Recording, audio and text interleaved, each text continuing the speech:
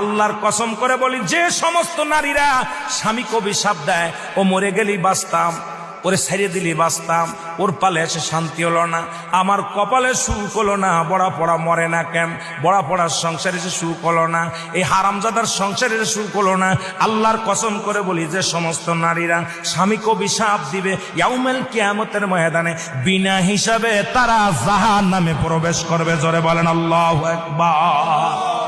আমার মারা যারা মাইকের আওয়াজ শোনেন, শুনে নেন, যত আপনার নামাজ, আপনার রোজা, আপনার হজ সবকিছু বরবাদ হয়ে যাবে যারা স্বামীকে লানত করবেন, স্বামীকে যারা অভিশাপ করবেন, স্বামীর বিরুদ্ধে অভিযোগ করবেন, স্বামীর প্রশংসা করবেন। আল্লাহর দরবারে আপনি নেকি পাবেন, আল্লাহর দরবারে নফল বন্দেগী পাবেন। সারা রাত পরে আপনি ইবাদত করেছেন, দুলোবাইটা কত সুন্দর, উনি ফরেজগার মানুষ, নামাজি মানুষ, আমাকে ভালোবাসে। যদি স্বামীর প্রশংসা করো, এই দুনিয়ার মধ্যে নফল ইবাদত হয়ে যাবে, তোমার নেকি হবে, আমলনামায় লেখা হবে। নবীজি বলছে, অধিকাংশ মহিলারা ওই কিয়ামতের ময়দানে ওই জাহান্নামী অধিবাসী হয়েছে যারা স্বামীর লানতকারী। জোরে জোরে চিল্লায়া বলা যাবে না আল্লাহু আকবার।